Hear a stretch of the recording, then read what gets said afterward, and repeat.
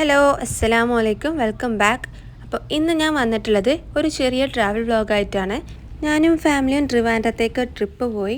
അപ്പോൾ ട്രിപ്പിനിടയിൽ കണ്ട കൊച്ചു കൊച്ചു വിശേഷങ്ങളൊക്കെ ഇൻക്ലൂഡ് ചെയ്തിട്ടുള്ള ഒരു വ്ളോഗാണിത്. നമ്മൾ ട്രിവാൻഡ്രത്ത് പോയ സ്ഥലങ്ങളും കണ്ട കാഴ്ചകളൊക്കെ ഇതിൽ ഇൻക്ലൂഡ് ചെയ്തിട്ടുണ്ട്. അപ്പോൾ ഇതെൻ്റെ ആദ്യത്തെ ട്രാവൽ വ്ളോഗാണ്. ഇഷ്ടപ്പെട്ടാൽ ലൈക്ക് ചെയ്ത് സപ്പോർട്ട് ചെയ്യാൻ മറക്കരുത്. നമ്മളിപ്പോൾ പോയിക്കൊണ്ടിരിക്കുന്നത് എറണാകുളത്തോടെയാണ്.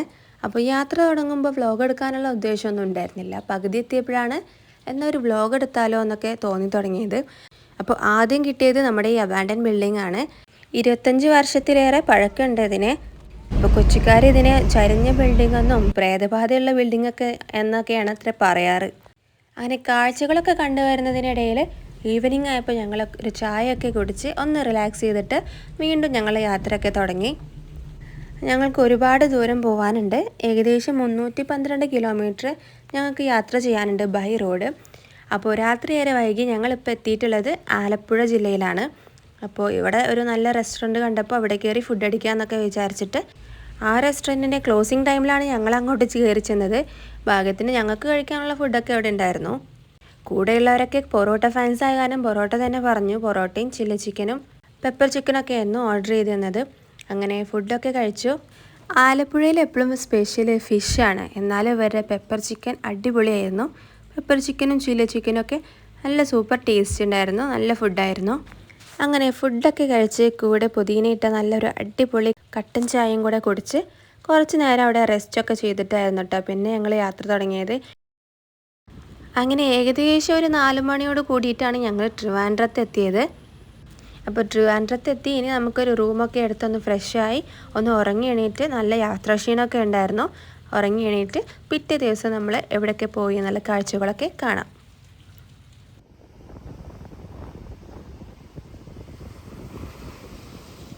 ഇപ്പോൾ സമയം 3:45. ഒന്ന് ഉറങ്ങി എണീക്കാൻ പോയതാണ്.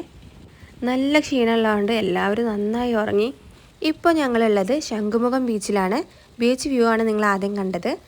അപ്പം നമ്മൾ കാറ് പാർക്ക് ചെയ്യാൻ ചെന്നപ്പോൾ ഹോഴ്സ് റൈഡിങ്ങിനുള്ള സൗകര്യങ്ങളൊക്കെ അവരവിടെ ചെയ്തിട്ടുള്ളത് കണ്ടു. കുതിരകളെയും അവിടെ തന്നെ കെട്ടിയിട്ടിട്ടുണ്ട്. അതിലൊന്നും കയറി റിസ്ക് എടുക്കാൻ നിന്നില്ല.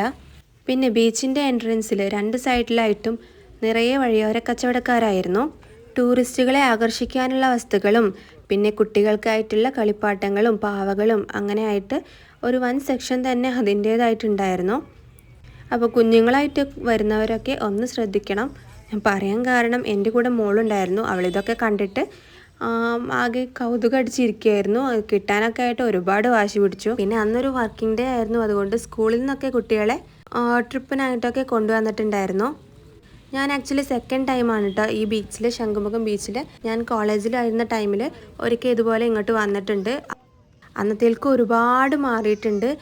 അത് കുറച്ച് വർഷങ്ങൾക്ക് മുൻപാണ് ഞാൻ വന്നത്. അന്ന് നമുക്ക് ബീച്ചിലേക്ക് ഇറങ്ങാനൊക്കെയുള്ള പെർമിഷൻ ഉണ്ടായിരുന്നു. ഇന്ന് പക്ഷേ ആരെയും അങ്ങോട്ട് അലൗ ചെയ്യുന്നില്ല. ഇറങ്ങാതിരിക്കാൻ വേണ്ടി കയറുകൊണ്ട് കെട്ടി വെച്ചിട്ടൊക്കെ ഉണ്ട്. അപ്പോൾ ഇവിടെ നിന്നിട്ട് നമുക്ക് കാണാനേ പറ്റുന്നുള്ളൂ.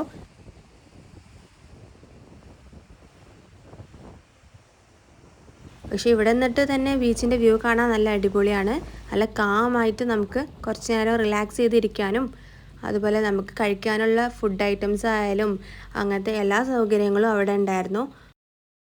ചാറ്റും ഐസ്ക്രീമും സ്വീറ്റ് കോണും അങ്ങനത്തെ ഐറ്റംസൊക്കെ ഉണ്ടായിരുന്നു. എല്ലാ ബീച്ചിലെയും കാണുന്ന പോലെ തന്നെ അങ്ങനത്തെ ഐറ്റംസൊക്കെ ഉണ്ടായിരുന്നു. ഞങ്ങൾ പറഞ്ഞത് പാനിപൂരിയാണ്.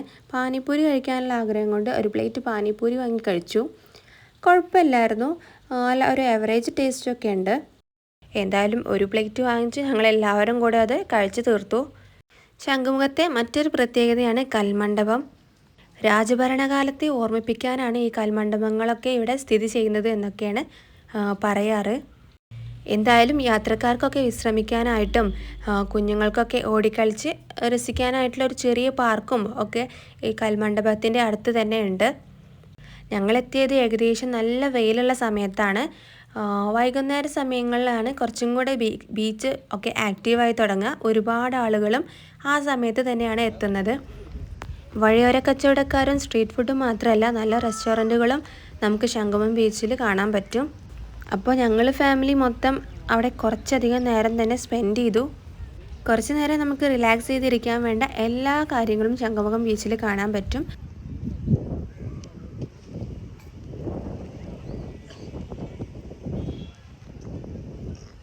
ഇന്ത്യൻ എയർഫോഴ്സിൻ്റെ ഒരു ഹെലികോപ്റ്ററാണ് ശംഖുമുഖം ബീച്ചിലെ മറ്റൊരു കാഴ്ച.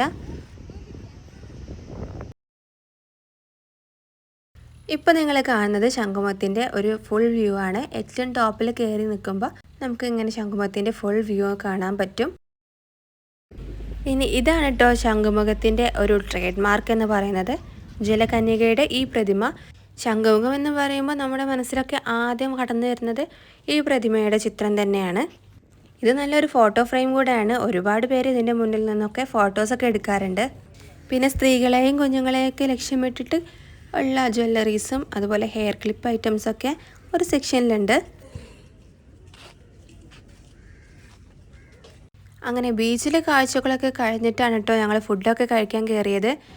അപ്പോൾ നമ്മൾ ബിരിയാണിയും അതുപോലെ നോർമൽ മീൽസുമാണ് പറഞ്ഞത്. നോർമൽ മീൽ കഴിക്കാനുള്ള ആഗ്രഹം കൊണ്ട് കയറിയതാണ്, പക്ഷേ ഫുഡ് വളരെ മോശമായിരുന്നു, ഒട്ടും കൊള്ളില്ലായിരുന്നു. അങ്ങനെ ഫുഡൊക്കെ കഴിച്ച് ഞങ്ങൾ ഞങ്ങളുടെ അടുത്ത ലൊക്കേഷനിലേക്ക് പോയി. അടുത്തത് നമ്മൾ കാണാൻ പോയത് നെയ്യാർ ഡാമാണ്. തിരുവനന്തപുരത്ത് നിന്ന് ഏകദേശം ഒരു 32 കിലോമീറ്റർ ദൂരെയാണ് കേട്ടോ നെയ്യാർ ഡാം ഉള്ളത്. അപ്പോൾ എൻട്രൻസിൽ തന്നെ ടിക്കറ്റ് കൗണ്ടർ ഉണ്ട്. ഒരു 10 രൂപ ടിക്കറ്റ് എടുത്തിട്ട് വേണം നമ്മൾ അകത്തേക്ക് കടക്കാൻ.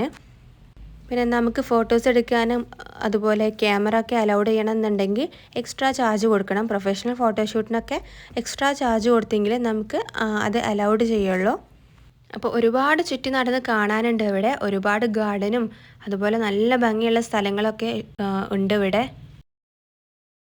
അവിടെ അങ്ങേ അറ്റത്ത് കാണുന്നതാണ് കേട്ടോ ഡാമിൻ്റെ ഏറ്റവും ടോപ്പ് പോർഷൻ. അങ്ങോട്ടേക്കാണ് നമുക്ക് നടന്നെത്തേണ്ടത്. അപ്പോൾ നല്ല ഭംഗിയുള്ള ഈ പാതയിലൂടെ ഞങ്ങൾ കുറേ ദൂരം നടന്നു.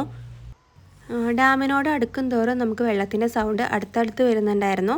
ഷട്ടറൊക്കെ തുറന്നിട്ടിരിക്കുന്ന കാരണം വെള്ളത്തിൻ്റെ സൗണ്ടൊക്കെ നന്നായി കേൾക്കാൻ പറ്റുന്നുണ്ട്. പിന്നെ ഇവിടെ വന്നപ്പോൾ ഞാൻ ശ്രദ്ധിച്ച മറ്റൊരു കാര്യമാണ്, ഇവിടെ വലിയ തിരക്കും ആളും ബഹളമൊന്നും ഇല്ലാത്തൊരു സ്ഥലമാണ്. അതുകൊണ്ട് തന്നെ നമുക്ക് ഫാമിലി ആയിട്ട് വന്നിട്ട് റിലാക്സ് ചെയ്യാനും എൻജോയ് ചെയ്യാനൊക്കെ പറ്റിയ നല്ല അടിപൊളി സ്പോട്ടാണ്. കുറച്ച് ദൂരം നടന്നിട്ട് വേണം ഡാമിൻ്റെ അടുത്ത് എത്താൻ.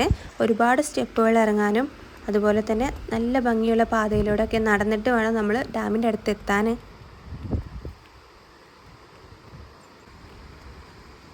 അങ്ങനെ കുറേ ദൂരം നടന്ന് നമ്മളിപ്പോൾ ഡാമിൻ്റെ അടുത്തേക്ക് എത്തി. നല്ല ഭംഗിയുള്ളൊരു കാഴ്ചയായിരുന്നു അത്. ഡാം ഇങ്ങനെ ഇവിടെ നിന്ന് നോക്കിക്കാണാൻ നല്ല അടിപൊളിയായിരുന്നു. താഴ്ഭാഗത്ത് നിറയെ ചെടികളും പൂക്കളൊക്കെ വെച്ചിട്ട് ഒരു ചെറിയ ഗാർഡനൊക്കെ സെറ്റ് ചെയ്തിട്ടുണ്ട്. ഈ വഴിയിലൂടെ താഴേക്ക് നടന്നു പോയാൽ നമുക്ക് കുറച്ചും കൂടി ഡാമിൻ്റെ അടുത്തേക്ക് എത്താൻ പറ്റും. നമ്മൾ നടന്നു വന്ന വഴികളൊക്കെയാണ് കേട്ടോ ഈ കാണുന്നത്.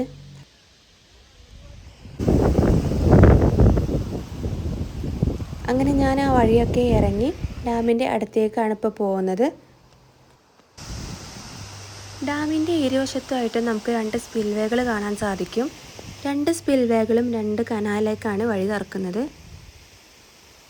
ഡാം കാണാൻ വരുമ്പോൾ ഞാൻ ഒട്ടും പ്രതീക്ഷിച്ചില്ല ഷട്ടറുകളൊക്കെ തുറന്നിട്ടുണ്ടാവുമെന്ന്. എന്തോ ഭാഗ്യത്തിന് 4 ഷട്ടറും തുറന്നിട്ടുണ്ടായിരുന്നു. പിന്നെ ഈ ഡാമിൻ്റെ മറ്റൊരു പ്രത്യേകത എന്താണെന്ന് വെച്ചാൽ കൂടുതൽ റെസ്ട്രിക്ഷൻസോ അല്ലെങ്കിൽ ഗാർഡ്സോ അങ്ങനെ ആരും നമ്മളെ ശല്യം ചെയ്യാനായിട്ടൊന്നും ഉണ്ടാവില്ല. അതുകൊണ്ട് നമുക്ക് വളരെ അടുത്ത് നിന്നിട്ട് തന്നെ ഡാം കാണാനായിട്ട് സാധിക്കും. ഡാമിൽ നിന്ന് വെള്ളം വീഴുന്ന കാഴ്ച നല്ല ഭംഗിയാണ്. ഒരുപാട് നേരം നമ്മളിങ്ങനെ നോക്കി നിന്ന് പോവും. എനിക്കൊന്ന് ദൂരെ നിന്ന് കാണുമ്പോൾ വെള്ള പഞ്ഞിക്കെട്ട് പോലെയാണിത് തോന്നുന്നത്. എന്തായാലും ആ കാഴ്ചയൊക്കെ കണ്ട് കുറച്ചധികം നേരം തന്നെ ഞാനിവിടെ സ്പെൻഡ് ചെയ്തു. എൻ്റെ പുറകിലായിട്ട് ഫാമിലിയുടെ ഫോട്ടോഷൂട്ട് തന്നെ നടക്കുന്നുണ്ടായിരുന്നു.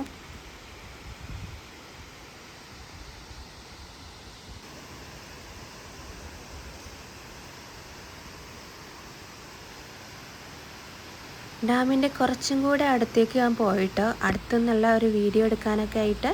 അപ്പോൾ നമ്മളെ ആരും റെസ്ട്രിക്റ്റ് ചെയ്യാനില്ലാത്തതുകൊണ്ട് വളരെ ഈസി ആയിരുന്നു കാര്യം. അപ്പോൾ ഒത്തിരി ഫാമിലീസും ഒക്കെ അവിടെ നിന്നിട്ട് തന്നെ ഫോട്ടോസൊക്കെ എടുക്കുന്നത് കണ്ടിട്ടാണ് ഞാൻ പോയത്. അങ്ങനെ ഞാൻ പ്രതീക്ഷിച്ചതുപോലെ തന്നെ ഡാമിൻ്റെ അടുത്തെത്തി. നല്ല അടുത്ത് നിന്ന് തന്നെ എനിക്കൊരു വീഡിയോ എടുക്കാനും ഫോട്ടോസ് എടുക്കാനൊക്കെ പറ്റി. നല്ല അടിപൊളിയൊരു വ്യൂ ആണ് കേട്ടോ അത്. ഞാൻ ആദ്യമായിട്ടാണ് ഡാമിൻ്റെ ഇത്ര അടുത്ത് നിന്നിട്ട് കാണുന്നത്. അപ്പോൾ അതൊക്കെ കണ്ടു കഴിഞ്ഞ് ഞാൻ ഏറ്റവും ടോപ്പിലെത്തി കേട്ടോ. അപ്പോൾ ഇത്രയും സ്റ്റെപ്സ് കയറിയിട്ടാണ് ഞാൻ ഏറ്റവും ടോപ്പിലെത്തിയത്. കുറച്ച് കഷ്ടപ്പാടൊക്കെ പിടിച്ച പരിപാടി തന്നെയാണ്. ഡാം കാണാൻ വന്നിട്ട് അതിൻ്റെ മുകളിൽ റിസർവോയർ കാണാതെ പോകുന്നത് മോശമല്ലേ. അപ്പോൾ അത് കാണാൻ കയറിയതാണ്. വലിയ ആൾത്തിരക്കൊന്നും ഇല്ലാത്ത കാരണം ശാന്തമായിട്ട് കിടക്കുന്ന ഒരു അന്തരീക്ഷമായിരുന്നു. നല്ലൊരു അറ്റ്മോസ്ഫിയർ ആയിരുന്നു. ഇവിടെ നിന്നിട്ട് കാണാനൊക്കെ ആയിട്ട് നല്ല ഭംഗിയുണ്ടായിരുന്നു. ഇവിടെ ഏറ്റവും ടോപ്പിൽ കയറി നോക്കിയാൽ നമുക്ക് നെയ്യാർ ഡാമിൻ്റെ ഫുൾ വ്യൂ കാണാൻ പറ്റും. ഇത്രയും സ്റ്റെപ്സ് കയറിയിട്ടാണ് നമ്മൾ മുകളിലെത്തിയത്. നെയ്യാർ ഡാമിൻ്റെ ഫുൾ വ്യൂ നമുക്ക് ഇവിടെ നിന്ന് കിട്ടും. പിന്നെ ഇവിടെ ബോട്ടിംഗ് ഒക്കെ അവൈലബിൾ ആണ്. താല്പര്യമുള്ളവർക്ക് ബോട്ടിങ്ങിനൊക്കെ പോകാം. നമ്മൾ കുറേ നേരം വെയിറ്റ് ചെയ്തു, പക്ഷേ ബോട്ടിങ്ങിന് കയറാനൊന്നും സാധിച്ചില്ല. അങ്ങനെ അതൊക്കെ കണ്ട് ഞങ്ങൾ തിരിച്ച് താഴേക്ക് തന്നെ വരികയാണ്. നമ്മൾ ശരിക്കും ഒരു സൈഡിലൂടെ കയറി മറ്റ് സൈഡിലേക്കൂടെ വേണ്ടിട്ട് ഇറങ്ങി വരാൻ. അപ്പോൾ അതിനകത്ത് നമുക്ക് ഫിഷ് അക്വേറിയം അതുപോലെ തന്നെ ഒരു പവലിയനൊക്കെ അവൈലബിൾ ആണ്. പവലിയനിൽ കയറി കഴിഞ്ഞാൽ നമുക്ക് നെയ്യാർ ഡാമിൻ്റെ റിസർവോയറിൻ്റെയും ഒരു ഫുൾ വ്യൂ, ഏറ്റവും ടോപ്പ് വ്യൂ നമുക്ക് കാണാനായിട്ട് സാധിക്കും. താഴേക്ക് വരുന്ന വഴികളിലും നിറയെ കാഴ്ചകളാണ്. നമ്മളെ കേരളത്തിൻ്റെ കഥകളിയുടെ ഒരു ചെറിയ ഡെമോ അവിടെ ഉണ്ടാക്കി വെച്ചിട്ടുണ്ട്. കുറച്ച് വേഷങ്ങളൊക്കെ ചേർന്നിട്ടുള്ള ഒരു ചെറിയ സ്റ്റാച്യു പോലെ അവിടെ ഉണ്ടാക്കി വെച്ചിട്ടുണ്ട്. അങ്ങനെ അതൊക്കെ കണ്ട് ഞങ്ങൾ താഴേക്ക് എത്തി. ഇതാണ് ശരിക്കും നമ്മുടെ എൻട്രൻസ്. ഇവിടെ നെയ്യാർ ഡാമിൻ്റെ ഒരു ഫ്രണ്ട് വ്യൂ തന്നെ നമുക്ക് കാണാനായിട്ട് സാധിക്കും. അങ്ങനെ ഇത്രയുള്ള നെയ്യാറിലെ വിശേഷങ്ങൾ നമ്മൾ ഒരു ദിവസം നമ്മുടെ ഫാമിലിയൊക്കെ ആയിട്ട് വന്നിട്ട് ഒരു ദിവസം മുഴുവനായിട്ട് എൻജോയ് ചെയ്യാനുള്ള എല്ലാ ഫാക്ടേഴ്സും ഇവിടെ ഉണ്ട്. ഒന്ന് ചില്ല് ചെയ്യാനും ചെറിയ 1-2 ഷോപ്പുകളും ഇവിടെ അവൈലബിൾ ആണ്. അപ്പോൾ നെയ്യാറിലെ കാഴ്ചകളൊക്കെ കണ്ട് ഒരു ഈവനിങ്ങോട് കൂടിയിട്ട് ഞങ്ങൾ യാത്ര തിരിച്ചു. ഇപ്പോൾ ഞങ്ങൾ പോകുന്നത് വേറെ എവിടെയല്ല, നമ്മുടെ റൂമിലേക്കാണ്. ഫുഡൊക്കെ കഴിച്ചൊന്ന് റിലാക്സ് ചെയ്ത് ബാക്കിയുള്ള യാത്ര നാളെയാണ്. അപ്പോൾ ഇതിൻ്റെ അടുത്ത പാർട്ട് ഞാൻ അടുത്ത വീഡിയോ ആയിട്ട് ഇടാം. അപ്പോൾ ഇന്നത്തെ ഈ വീഡിയോ നിങ്ങൾക്ക് ഇഷ്ടപ്പെട്ടാൽ ലൈക്ക് ചെയ്യാനും കമൻറ്റ് ചെയ്യാനും മറക്കരുത്. നിങ്ങൾക്ക് എന്തെങ്കിലും സജഷൻസ് ഉണ്ടെങ്കിൽ അതും നിങ്ങൾ കമൻറ്റിലൂടെ അറിയിക്കാൻ മറക്കരുത്. അപ്പോൾ അടുത്ത വീഡിയോയിൽ കാണാം. അതുവരെ സ്റ്റേ ട്യൂൺഡ്. ബൈ.